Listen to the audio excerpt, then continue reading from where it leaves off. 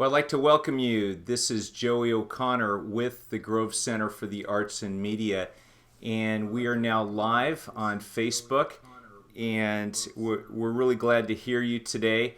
Would love to have you let me know where you're signing in from, and we are really excited to have artists from across the country, from across the world, listening to our Facebook live feed. We're going to jump right in to 7 life-changing questions for every artist. Questions are such an important part of our life, of exploring how do we better thrive as artists? How do we pursue the creative work and calling that we have? As we jump into that, I'm going to let you know that at the end of today's broadcast, we do have a free gift for you. If you haven't had a chance to receive the free PDF that we have, go ahead and grab a copy of that. That's available on the website. You probably saw it on our Facebook page here. It's a free PDF outline. I'm going to be walking through this outline as we speak today, and I'm really excited to be with you because last week when we started the Facebook Live events, we had some great participation, some great questions of people leaving comments, letting people know, they let us know where we're coming from. I got some personal emails afterward, some great stories of people really engaging with what we talked about last week, cultivating your spiritual life and your creative work in 2017. So with that, I do want to jump in right now to 7 life-changing questions for every artist. If you are listening to this and you've got questions, you've got comments, please let me know what your comments are. I'm working off 2 computers here, so I'm going to be going back and forth. But hey, Tom Kazoyan from Colorado, I see you popping in there. Tom's a great filmmaker, friend of mine, and Rebecca is calling in from St. Louis, Missouri. So glad to have you guys. You probably got the PDF. So let me just jump in. And what I really want to do today is have a dialogue, a conversation. One of the things that we've talked about at the Grove is with the number of artists that we meet with, whether they're filmmakers, whether they're writers, whether they are dancers, poets, visual artists, photographers, artists of all kind. Oftentimes we say, gosh, I wish other people could jump in to these conversations and listen in to what we're talking about in our love for creativity, the arts, our love for God, imagination, mystery, wonder. And one of the things that we've talked about the past few years is that our stance as a ministry to artists, our kind of posture is that we have far more questions than we do answers. And so the idea for this topic of, what could be 7 life-changing questions that could really make a difference in your life. I don't know about you, but in the people that I really get to know and respect, they are the people that ask me pointed, often very difficult questions about my life to really drill down into what do I really want in life? What do I want my life to be about? So even before I go through these 7 life-changing questions, that's the overarching question I want to ask you today is, what do you really want? Because at the end of the day, there's some things that don't really matter, and there's those few things that really, really do matter. So let's jump in. You've got your PDF. Question number 1, which I think can be a really life-changing question for you as an artist, is how serious are you about your craft? Many artists spend a lot of time, a lot of money in school, in teachers, in tutorials, in lessons, And until an artist really asks that question of themselves, how serious am I about my craft? You're really never going to know the level that you can achieve as an artist. And when we ask ourselves how serious are we about our craft, we have to ask it in the context of where we want to go and what's our vision for life. And so I really want you to consider the question, what helps you take your craft more seriously? You know, whether you're a dancer, do you need to spend more time taking care of your body? Do you need to spend more time in rehearsals? Whether you're a filmmaker, it's learning the craft of filmmaking. It's getting alongside other mentors, people who you can help you in your process. For me as a writer, that's a question I often ask myself because a lot of times people come to me and they say, "Hey, I want to write a book," and my response to them is, "Well, do you like to read?" And they go, "Well, no, I really don't read that much." And so I kind of press them at times and say, "Well, if you want to write a book, but you really don't read, why would people want to read your book? Because reading is an essential step in learning the craft of writing." So, what helps you take your craft more seriously? What blocks or impede your project? What blocks or impedes your progress? How might your art improve and become stronger by you upping your game with your art? So that's the first question. How serious are you about your craft? And perhaps for those of you who are listening now live online, Tom, Rebecca, I love your responses. Any ideas and questions? Because again, I just don't want to be a talking head here. We do want to respond. If you're just listening in now, you're listening to 7 life-changing questions for every artist. I'm Joey with The Grove. So glad that you're here. But go ahead and post your comments and questions as we step through this outline. And I will say that for the outline that you do have, it's really great for personal use, and we've laid out the copy here so that you have time to journal with it. You can write your ideas. This outline is great in team settings, so whether you lead a creative team, an agency of some sort, if you work with volunteers, or if you are perhaps a worship leader at a church, this PDF really has a lot of white space to help you write your responses. Okay, so okay, hi Tonya Martin.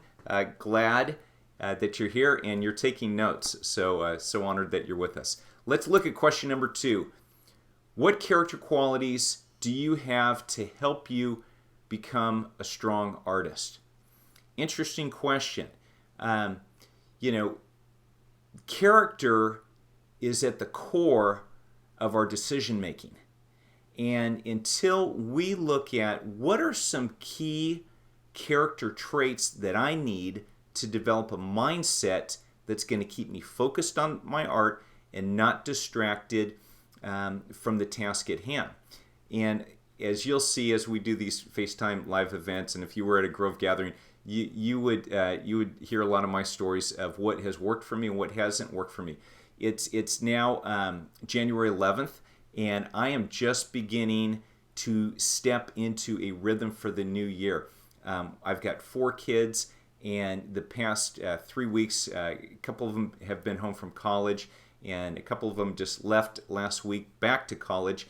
And so I love having my kids around, my kids at home, but it really is disruptive in a good way from my normal rhythms. And so the past week has been a real challenge to look at these different sectors of my life to develop a rhythm for the art that I want to create, specifically a novel that I'm writing. So let's look at some of those character qualities: persistence, patience, delayed gratification, industriousness, self-discipline, humility. All these different character qualities can help you become a stronger artist, because at the end of the day, I really think practicing our craft is no different than a marathon runner. If you want to run a marathon, you have to get out probably 5-6 days a week. You definitely need a day of rest. But you have to practice running on a daily basis, probably 4 to 6 months before you ever run your first marathon. But if you look at seasoned professional marathoners, they've developed a rhythm, a practice, and it all goes back to them having the character qualities that discipline them to hit the goals that they've set themselves. Well, the creative life, I don't think, is a whole lot different, because there's no substitute for daily training, and training is a reflection of the character qualities that we have inside.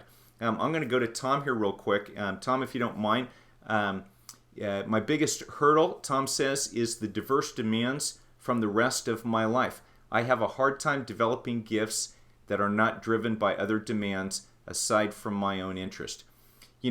I could really relate to that, Tom, because I do the Grove Ministry part-time, and as you know, I'm also a producer and a writer, so let alone a farmer and managing our lemon and avocado grove. So I think stepping back from those diverse demands really helps us look at, okay, how do we get our priorities in line? How do we develop really healthy boundaries? I just finished reading a great book by Danny Silk. He's from Bethel Church.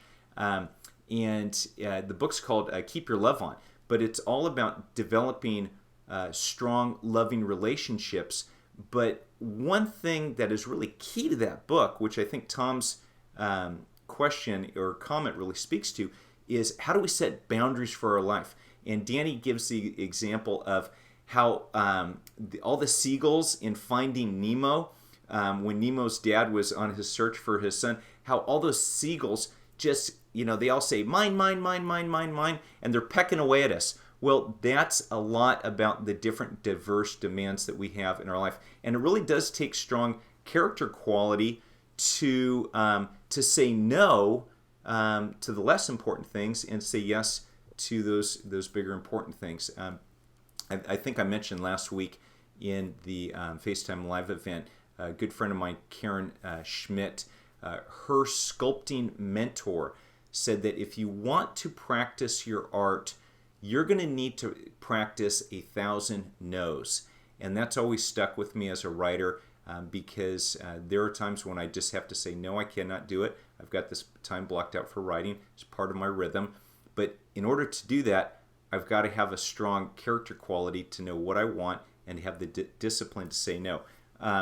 Rebecca stated, self-discipline and industriousness are very helpful. Grad studies really helped me to practice these qualities.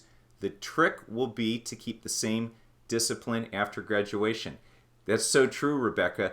But since you have developed those disciplines in grad school, that's great practice for your ongoing role as an artist and what you're pursuing. Because again, it's just like that daily marathon training. You're developing discipline and practice. So let me throw out a few more questions for you, and we're going to move on. If you're just listening in now, this is 7 life-changing habits for every artist. So let me ask a couple more questions about character. What actions demonstrated your character as an artist? What character qualities do you possess that make you a strong artist? And what are those character qualities that you would like to possess? Who are other artists that you admire them for either the quality of their work, their schedule that they keep, perhaps their professional practices, or what are some of the spiritual disciplines that they practice that really keep them centered and focused and not in a scattered mode? So, what are the character qualities necessary for becoming a strong artist? Let's look at the next question. And this is a big one. This is a really sensitive question. Number 3, can you receive constructive criticism? And we could all probably tell stories going back to grade school where we had a coach, a teacher, perhaps a parent who gave us negative criticism, and we responded to it, really poorly. I remember years ago when I wrote my first screenplay. I shared it with a friend, and she forwarded it on to someone that worked for a big studio in Hollywood. And as I recall now, I was really excited because I was going to get some professional feedback from someone in the industry. But frankly, the screenplay, it wasn't that good. Like most first screenplays. But when I got the critique back, there were parts of the critique that were they just seemed mean-spirited. And gosh, I took it so personally because I had my heart set on that, on that being a good script. And so it really stung. And so I think it's really important for us to look at this issue of criticism. And as an artist, do we view all criticism as negative criticism? Are we in a place professionally, personally, where we can receive constructive criticism? Because some of the most difficult critiques can unearth the areas in our work that we really need to work on. And so the posture that I try to take is that of being a continuous learner. If I say, okay, I'm going to work on receiving criticism as a gift and not take it personally, because I'm just going to believe that that person has my best interest in heart. When I receive their critique, it's going to make a whole lot of difference, and it's going to force me to face some issues that I may not see in my work. Because when you dive into a project, whether you're writing music or you're choreographing a new dance, or you're working on a book, poetry, whatever your art form is, when you're in that work, if you're anything like me, you're so focused you cannot see the forest from the trees. And criticism or other people's viewpoints help you get another perspective. Another book I'd recommend, because, and that's one thing that I hope you find helpful in the FaceTime Live, is me recommending some free resources. Great book is Creativity Inc. By the founders of Pixar. And Pixar, every single one of their movies, they've made, I think, 16 or 17 now, are blockbuster hits.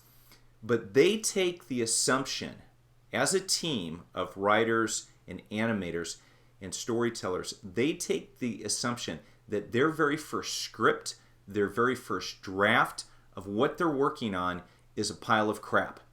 They just say, we know that the story's going to stink. And through iterating and creating and writing draft after draft after draft, they end up crafting incredible, beautiful stories that the world flocks to. And so one, I get that book, Creativity Inc. It's a great book, and it's really a picture of how the church could be if we were open to receiving more, more candid feedback, more criticism, because we can't live off praise. That's just not realistic. But it is important to understand that unless we're in touch with perhaps what some personal wounds we had, going back to a former critique or a parent who was critical or whatnot, oftentimes if someone's trying to give us a critique and is really trying to help us, but all we hear is that old negative message in the back of our minds, we're not going to hear a word that they say. Hey, Carrie Lee, good to have you. You're probably listening in from London. I just saw Carrie jumping in. It's good to see you. And Carrie, you probably don't know, but I'm a grandpa now. I have a little granddaughter who's 1.5 years old. That's personal. I won't get off on that too much, but glad to have you. And let me just mention a comment from Tanya here. She states, fear holds me back. I have persistence and determination, but what if I'm going the wrong way? I need courage. Thank you for your honesty, Tanya, because fear does hold us back. And if you weren't doing something important and valuable and courageous, you probably wouldn't feel fear. Sometimes people feel like, okay, if I was a stronger person, I wouldn't feel fear. Or if I really believed in my work and trusted myself and my work, I wouldn't feel fear. But fear is part of the natural human condition. So it's really normal to feel fear. The trick is, and the challenge is, not to be ruled by it, okay? And that's where, if we're working with one another or in a community of artists or one-on-one, and we just say, hey, my goal is your best interest at heart, and I want to see you thrive, I want to see you excel in your work, then I'm not going to fear your feedback because you know my heart and you've got my best interest in mind. So I'm going to receive this criticism knowing that it's going to make me a better artist. And so that's why it does take courage to pursue a creative calling like you're talking about, Tanya. Hey, let's move on here. And I know that I'm just scratching at the surface here with a lot of these topics here, a lot of these questions. That's why with this free PDF that we've provided, we've given you a lot of white space to write your answers, your responses. When we get to the end of the broadcast day, I am going to tell you about a free way on our Grove online forums that you can engage with this content more, so we can get a dialogue going off Facebook Live here. Okay. So let me look at what Rebecca is saying here. Rebecca says that I think grad school kept me from taking critiques personally. I am able to consider their thoughts to see if I need to change anything. Sometimes yes, sometimes no. And I realize I'm reading some of these comments that you guys are all seeing live right now, but this is for the benefit of people that are going to listen to the recording afterward. As Tom knows, my brother-in-law and I have been working on developing a major motion film for a number of years now. And we've gone through 5 full drafts of the script. And when you told me at draft 3 or 4 that we'd be writing a 5th draft, I would have said, you're crazy, put a gun to my head. I'm done with this story. I don't see anything changing with this 5th draft. Well, the 5th draft ended up being the best draft ever. We had gotten more input, more critique, and I couldn't believe where the story went. And I know that there'll be more drafts to come. So all that to say is that make it your posture, your position, that as an artist, you are going to welcome constructive criticism. I will say there are naysayers. There are people that do give negative criticism, and it's mean-spirited. Those people you don't need to listen to. There's always going to be critics. If you've ever read Teddy Roosevelt's quote about men and women in the arena, they're the ones fighting it out, getting blood on their face, mud. Take your criticism from people that are on the field. Don't take it from spectators in the stands. That's all I have to say about that. Okay, so let's move on. Number 4, is your work fresh and original? Are you going the safe route by being a copycat or just following trends? At the Grove, we take the position, it's our belief that every person is made in the image of God. And the first thing that we learn about God in the very first verse in the book of Genesis is that God created the heavens and the earth. So the first thing we learn is that God is a creator. And if I'm made in God's image and I create as He is a creator, then that has a whole lot to say. Is your work fresh and original? Because we live in a world of copycats. Now, I love to read a lot of different artists. I love to read a lot of different authors. I like looking at different types of artwork. But when I look at my writing, I have to ask myself, and as I look in how I wrote years earlier, A lot of times, I try to emulate another author. Whether you're a sculptor, a painter, a poet, a filmmaker, whatever type of art you practice, is what you're creating fresh and original from your own voice.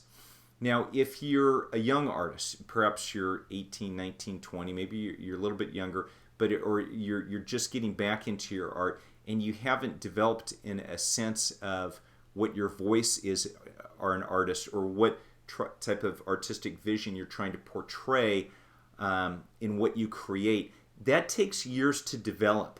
But the more you stay focused on, hey, how can I do something fresh and original and authentic, that will take you down to the path of finding your own voice and what's unique. And so it's really important to understand that you will go through different seasons when your art feels flat, it feels uncreative, it doesn't feel fresh and original, but it's really important to press through those times. We could hear story after story of people having breakthroughs. You look at someone like Pollock, who had a complete creative breakthrough, and he was embraced by the art world by throwing paint on canvas, which was revolutionary for his time. But we have to really look at what is fresh and original, so that we can be creating art that we're proud of and creating art that sells. We don't get into this to be broke, but we create art to bring beauty, truth, goodness, life into this world, to make this world a more beautiful place. So I would say, as an artist, you have a fresh, original, authentic contribution to make in bringing beauty to this world. Let's get some thoughts on that. Jennifer Knoll is listening in from Richmond. Great to have you. And hi, Dave from Olympia. My son-in-law is from Bothell, Washington. Not Brothel, Washington, but Bothell. So it's good to have you. Again, post your comments as we move on here. I'm going to go to question number 5. If you're just listening in, this is 7 life-changing questions for every artist.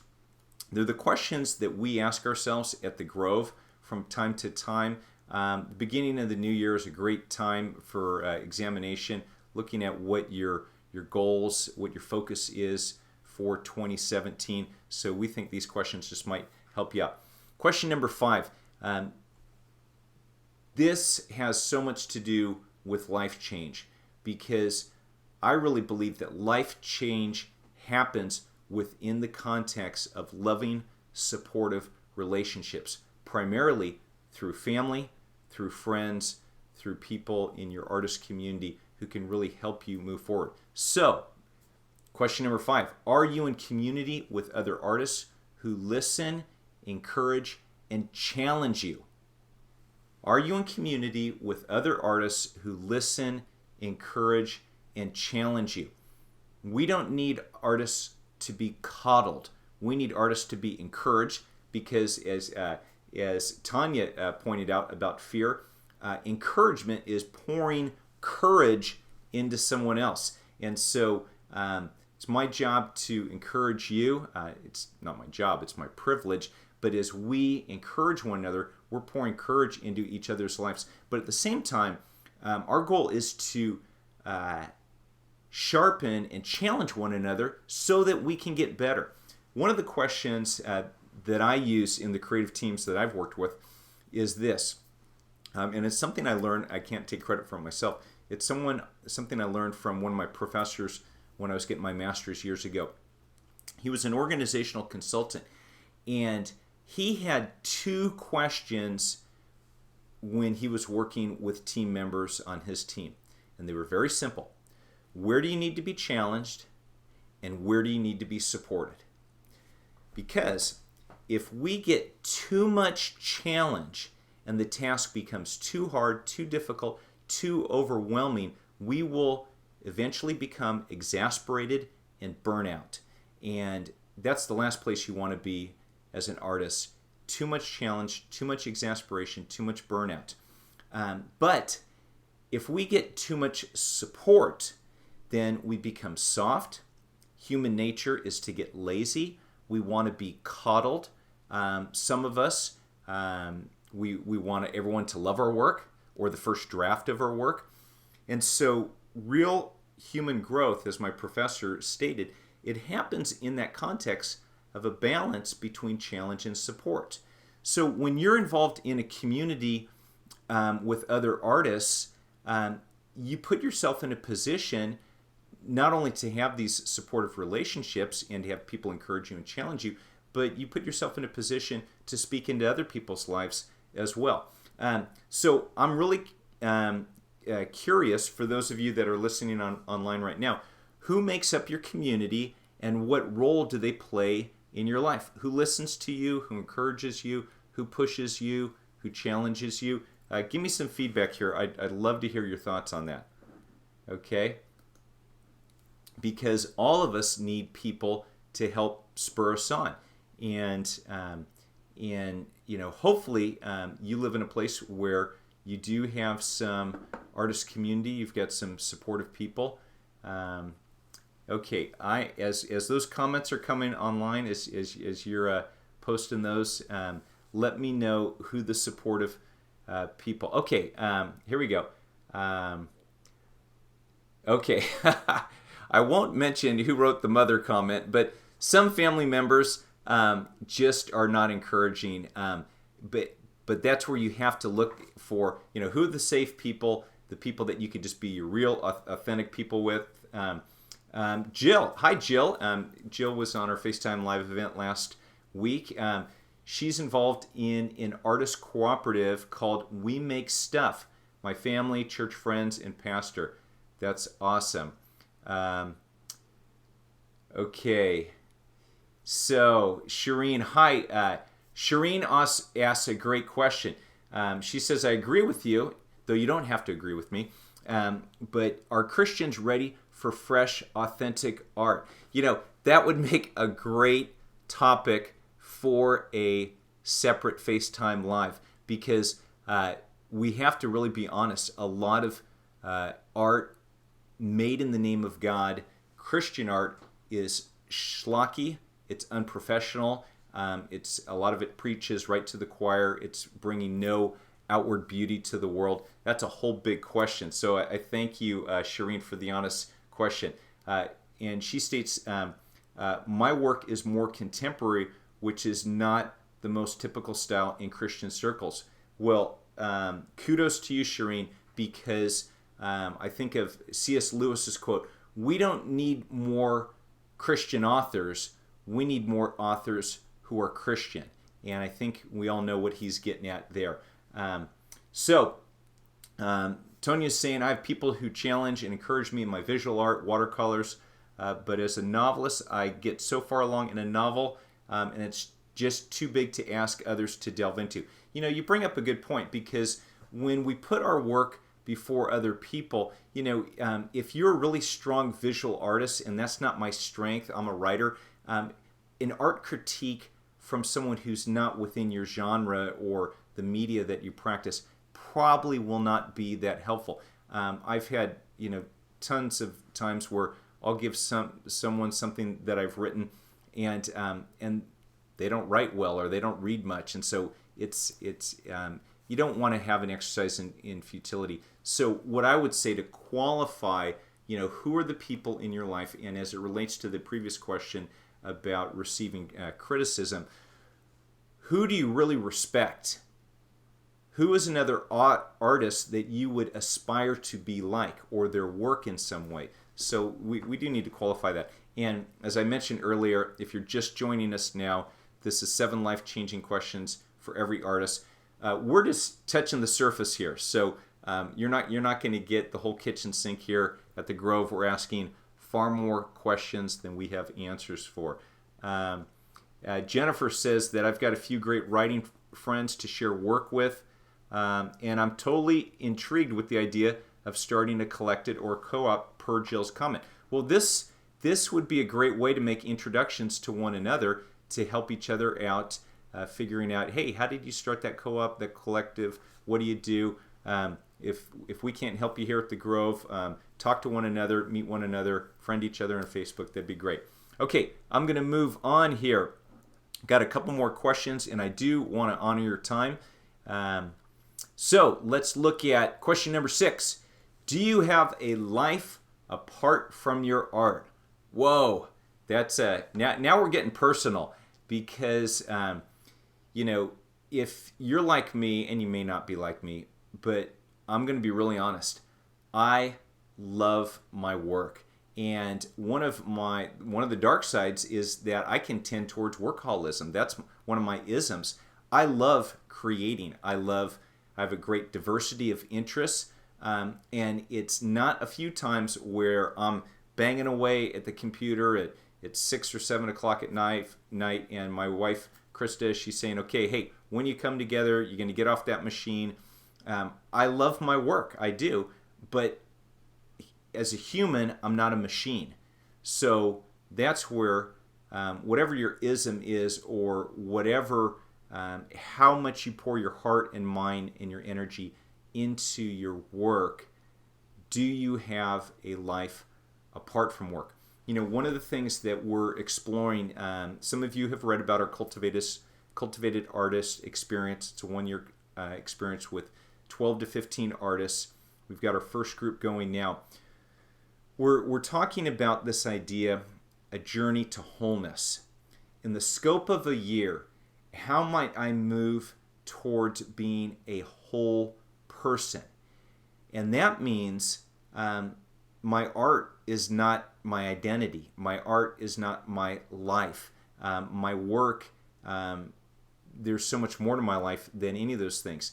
And it's really important to ask the question, how do I have a life apart from my art? Because it's human nature to just want to identify with the things that we do. And so, in this Cultivated Artist experience that we have, we're looking at how do we live whole lives, and what are the different facets of being a whole person, so that when I come back to my work, I might be more focused. So that when I come back to my work, I might be more creative. And so, really important question. I'm going to go to some of the comments here. Shireen's saying, my art's interwoven in so many things that I do. Not all my time is actually painting. And that's another thing that we encourage, Shireen, and I'm sure for a number of people listening, is you will become a better artist as you look at other artists' disciplines. That's why I love looking. Just yesterday, I went to my friend Cindy Rhodes and Denise Weirich. They run Seeds Fine Arts Ministry here in Southern California. They had an art show at a local university. But I love looking at visual art, even though I'm not a professional visual artist. I dabble in it more. But I like looking at different art forms because it informs me how to look at how I structure my own work. So looking at our life apart from our work, if you made life change in these other areas in terms of spending time with your children more, or spending time with your family, or serving locally, in some ministry in town, or your church, or helping, doing something that is just different than your art, I think it's going to contribute to being a better artist, being a more wholehearted person, especially when it comes down to the areas of health. That's a whole nother subject that we could take on, but your physical health will impact your emotions, it will impact your outlook, it will impact your mind, how you think, it will impact how you come to the easel, how you come to the computer, how you come to, whether you're doing a steel forging, whatever it is, the art that you're doing, taking care of your physical body. There's only one of you, there's only one of me. So that really impacts the rest of our art and life. Okay? Let's get some thoughts here. My art is a creative outlet outside of my day job. Hi, Laura. It's good to hear you. Hope you're doing well. Laura's a friend locally, her and her husband. So she's often found that her day job provides inspiration for her photography. Examples would be the Indian motorcycles here, or homeless people on the streets, or aging signage up the road. So again, Laura's going through her day job, but she's looking for perhaps for opportunities for her photography. That's the whole topic of staying curious, and that's another topic we want to explore, is how do we stay curious so that we're always igniting our imagination with new ideas. Okay, we are down to our final life-changing question, and if you're just tuning in now, this is 7 life-changing questions for every artist. I do really want to thank people for listening in, because this last question can really make a difference, not only in your life, but more importantly in the lives of others. As an artist, are you generous? Do you give back? Because generosity has an incredible way to change our heart, our mind, our perspective. People that are generous are usually very grateful people, because they live life from this place of abundance, and so by being generous, they realize there's always more coming. And I don't know what it is. I think I do know. I think God has set this world in motion that for people who are generous, there is always more. For people who are stingy, there's never enough. It's one thing I always tell my kids. Ever since my kids were little, we had a family principle. We said, share it all, okay? Now, there is a place of having your own stuff, your own space. There's a place for that. But when it comes to being generous, the share it all principle is based upon if you share it all, more will come. So generosity is an evidence, it's a fruit of a full heart. And our goal is to see artists thrive. And so if these character qualities that we see in Scripture are going to be a part of our lives, love, joy, peace, patience, kindness, gentleness, goodness, faithfulness, self-control, all these good things, if that is the fruit of God in our lives, generosity is the delivery system for giving that to others. When you are generous, you help spur on and produce change in other people's lives. So, one of my final questions for you today, which will be life-changing for you, it'll be life-changing for the people that you're generous with, is what are some simple and creative ways you can practice generosity this week? Important question. I hope you'll take that seriously. Hey, and I want to practice some generosity to you. One thing that we really try to do here at the Grove is, over the years we've given away a lot of money and scholarships and grants to artists for different ways. And in the past few years, we've also developed some free resources that we want you to take advantage of. As you know, we do have a new Grove online platform, and we're just getting people engaged in it now. And yesterday I created a free product called Cultivating Your Spiritual Life and Your Creative Work. It was based upon the FaceTime Live event that we had last week, but we want to make that available for you. So right after this, and I'll post the link here, if you go to our Grove online platform, just go to the store, you'll see Cultivating Your Life and Your Spiritual Work, and it says free. You can just click on that. All you need to do is put in your name and create a password to create a free account. There's no obligation, but you'll get that video from last week's event, and at the same time we've created a small outline. It's not a full Grove online course, but it'll give you a chance to engage with other people as we post comments. And so what we'll probably do with this FaceTime Live event as well, we will create a free package for you so that you can benefit from the Grove online forums. If you see the other Grove online courses and they're of interest to you, we'd really appreciate it if you'd participate in those. We'd love your comments and questions. But we're really excited about this tool with Facebook Live to engage artists more from across the country, across the world. If you have found benefit, you do see there's a donate button at the top of our Facebook page. Any small donation that you might want to give to the Grove, that's great, but certainly no obligation. We just want to let you know that it's there. But we do want to know how this has been beneficial to you, and we love your comments, your questions, your feedback. We've really received a lot of super input so far. We're excited to do more of those. So encourage you to tell your friends about the Grove, the free resources, the tools available. Want to also encourage you to check out our Cultivated Artist Experience. We are taking applications now for 2017 group.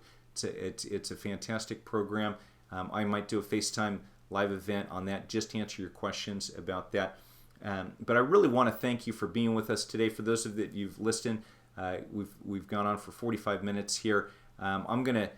We'll send off another free coupon. Give me a minute here, but for any of you who want to try the Grove Online courses, I'm going to create a free 50% off coupon that you can use for any course, just to try it out to see if you'd like it. It'll probably be good just for the next day or so, but I'll post that. The coupon code for that is free course, and so if you just type in free course, then you'll get yours for free. But all that to say, thank you so much for listening. I hope you have found 7 life-changing questions for every artist. Hope you found it helpful. Let us know what you'd like to hear for future FaceTime Live events, and we'll thank you so much for your input. This is Joey O'Connor signing off, and I hope you have a great day. God bless.